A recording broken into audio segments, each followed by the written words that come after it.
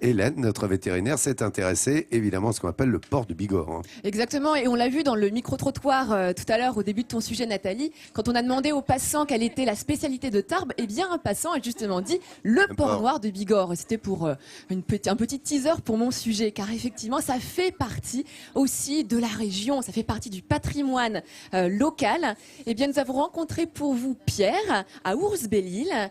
Pierre est un éleveur de porc noir de Bigorre, et ce qui est amusant, c'est qu'avant de devenir éleveur de porc noir de Bigorre, il était éleveur de haricots tarbés. Enfin, cultivateur, on va dire.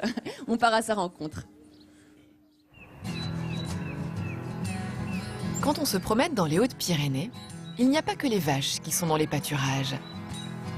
Un autre animal profite lui aussi de ce cadre verdoyant, le porc noir de Bigorre. À quelques pas de Tarbes, à Ours-Belle-Île, cet animal rustique a retrouvé les monts vallonnés de la région.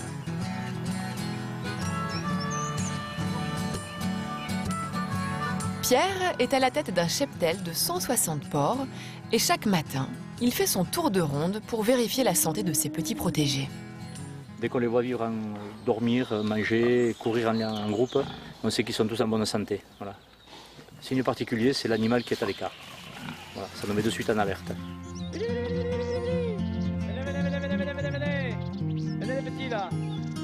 Toute l'année en extérieur, le porc noir de Bigorre vit au milieu de ses bois. Viens, viens nounours, viens voir là. Herbes, glands, châtaignes, racines, le porc noir vit ici en totale autonomie. Un élevage facile à organiser pour Pierre, qui vise avant tout le bien-être de l'animal, loin des standards industriels. Moi je compare souvent avec les hommes. On va nous mettre sur une plage de sable blanc avec des palmiers, on ne va pas avoir de stress. On va nous enfermer dans une pièce de 2 mètres sur 1 sans fenêtre. On va vite s'énerver, on va être vite stressé. Les animaux c'est pareil. Le porc noir de Bigorre est une race très sociable. Mets les chaussettes. Tellement sociable d'ailleurs que lorsque l'animal est bien traité, Pierre arrive à nouer des liens très forts. Ils sont là, ça y est, ils commencent à manger le bleu. Gourmand. Il semblerait que les cochons apprécient la présence de l'éleveur. Ne les régez pas pour moi. Hein. Mais aussi ses caresses. Une véritable relation de complicité s'est installée entre Pierre et ses animaux. Bien. Ils ont un caractère vraiment très très convivial. Ce ne sont pas des animaux du tout qui n'ont aucune agressivité. Ils sont jamais menaçants. Ce sont des animaux vraiment, parce que comme ce sont quand même des porcs lourds, ce sont des animaux qui arrivent à 180 kg, 190 kg. Mis à part venir se faire caresser, gratter, frotter. Voilà, ce sont des animaux vraiment très attachants. Si Pierre leur donne de l'amour à l'appel, c'est que ces porcs ont bien failli disparaître. Dans les années 80, il ne restait qu'une trentaine de spécimens. Salut médecin. Salut Pierrot, comment vas-tu? Et sans la passion d'éleveur comme Vincent, qui a convaincu Pierre de se lancer dans cet élevage, cet animal endémique de la région se serait éteint. Tu tombes bien parce que j'ai un petit souci avec un animal, une bête. 30 ans plus tard, même s'il est retraité depuis 2 ans, Vincent passe toujours aider son ami à comprendre cette race qu'il connaît sur le bout des doigts. Et grâce aux nouvelles technologies, Vincent lui donne son premier point de vue. Il faut les revoir au vétérinaire, quoi. Il faut quand même s'assurer de sa bonne santé, quoi. Il faut les suivre, pour les comprendre. Parce que bon, on sait lorsqu'il leur manque quelque chose, on le voit très vite. Et bon, ça, on l'apporte à un nouvel éleveur. Mais il le comprend très vite et puis ça marche après, ça marche tout seul après. Combien de porcs là? Le parc qu'on va aller voir, il y en a 40. 40 animaux. Grâce à la volonté de quelques éleveurs de la région, le porc noir est redevenu à la mode et une 60aine d'éleveurs en vivent à l'heure actuelle. Un cochon synonyme de qualité d'un terroir au pied des Pyrénées et d'un élevage qui s'est structuré en filière. Une réussite dont Pierre tire beaucoup de fierté. Pour les éleveurs de la région, un porc noir, c'est l'animal emblématique, c'est l'animal historique, c'est l'animal qui était dans toutes les fermes, c'est l'animal qui était en voie de disparition, qui a été relancé, c'est un animal qui vit en liberté, c'est un plaisir d'aller voir les animaux tous les jours dans les parcs. Ils y vivent à leur rythme et c'est vraiment un animal historique de la Bigorre. Allez les gars, c'est l'heure de la soupe, j'arrive. La filière se répartit entre les éleveurs naisseurs et les éleveurs engraisseurs. Il y a 3 semaines, Pierre a reçu un lot de 25 porcelets, menu 3 étoiles au petit déjeuner. C'est de la farine de blé et de fèves-rolles qu'on leur donne, de la céréale qui est fabriquée sur l'exploitation, exclusivement. C'est bon ça les gars, hein? Avant de rejoindre les autres cochons, on les installe pour un temps d'adaptation dans cette couveuse sur paille afin de surveiller leur état de santé. Et lorsque Pierre s'attelle à la tâche, cela ne plaît pas à tout le monde.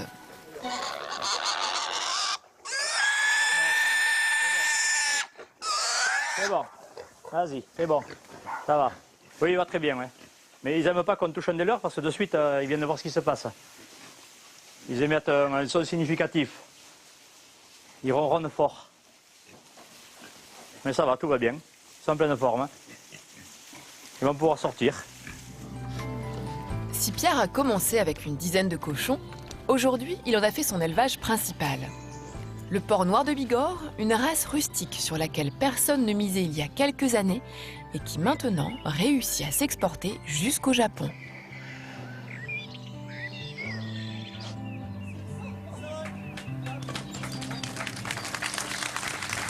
On peut le dire, hein, l'élevage du porc noir de Bigorre est vraiment fait dans le respect de l'animal. D'ailleurs, Pierre nous a amené 3 petits porcelets de 5 semaines. Et là, on voit bien vraiment les caractéristiques de cet animal. Hein. C'est vraiment un porc noir. Et on va dire noir, regardez, jusqu'au bout des ongles, puisqu'ils ont aussi les pattes noires, les oreilles noires, le groin qui est noir. En fait, c'est un porc qui existe depuis très longtemps. Hein. On atteste sa présence au cours des siècles et ça remonterait même jusqu'à l'époque romaine. Et il faut savoir qu'à l'époque, eh bien, le cochon, c'est un animal noir et non pas un animal rose. Donc c'est vrai que ça marque en fait son ancienneté et sa rusticité. Et puis c'est un animal extrêmement bien adapté au territoire local, un peu comme le haricot tarbé. Vraiment, je pense qu'on pourrait faire un parallèle entre le porc noir de Bigorre et le haricot tarbé, car tous deux sont des spécialités locales, tous deux sont des spécialités qui sont vraiment inscrites grâce au climat, grâce à la terre de leur élevage ou de leur culture. Tiens, d'ailleurs, je vais aller poser une petite question à notre ami Pierre. Pierre, vous êtes passé du haricot tarbé au porc noir du Bigorre. Vous avez gardé quand même la casquette cultivateur de haricot tarbé. Qu'est-ce qui est compliqué entre la culture du haricot et l'élevage du porc noir du Bigorre? Ouais, le haricot tarbé, puisque c'est une culture beaucoup plus ponctuelle de printemps, d'été. Donc dès qu'on a semé les haricots, il y a beaucoup plus de travail, c'est beaucoup plus intensif, le cycle est beaucoup plus court. Tandis que, à contrario, le nord de Bigorre s'élève quasiment tout seul. On ne fait que de la surveillance, ils vivent à leur rythme, ils mangent, ils dorment, ils courent à leur rythme. Voilà, donc ce n'est que de la surveillance. Alors finalement, l'élevage des animaux, il serait plus simple que la culture des haricots. Et vous, ce qui vous a plu dans l'élevage de ce cochon, c'est justement tout ce côté élevage traditionnel, vraiment dans le respect de l'élevage et du bien-être de l'animal. J'ai une dernière question, Pierre. Est-ce qu'on pourrait donner, pour la qualité de notre porc noir de Bigorre, est-ce qu'on pourrait leur donner des haricots tarbés à manger? Bien joué. Oui. Eh ouais. Oui, non, mais ils sont très gourmands. Hein. Je garantis qu'ils les mangeraient avec grand plaisir. Voilà, Vincent, si jamais tu ne sais pas quoi faire de ton reste de haricots tarbés, tu sais à qui le donner. Voilà, ça c'est fait. Eh. T'inquiète, il y a la confrérie derrière, ils ont mis un droit d'option avant le cochon. Merci Hélène, merci pour toutes ces précisions. Vous pouvez l'applaudir à notre vétérinaire qui vous fait découvrir les animaux autochtones et évidemment ce fameux porc noir de Bigorre que nous aimons tant avec Vincent.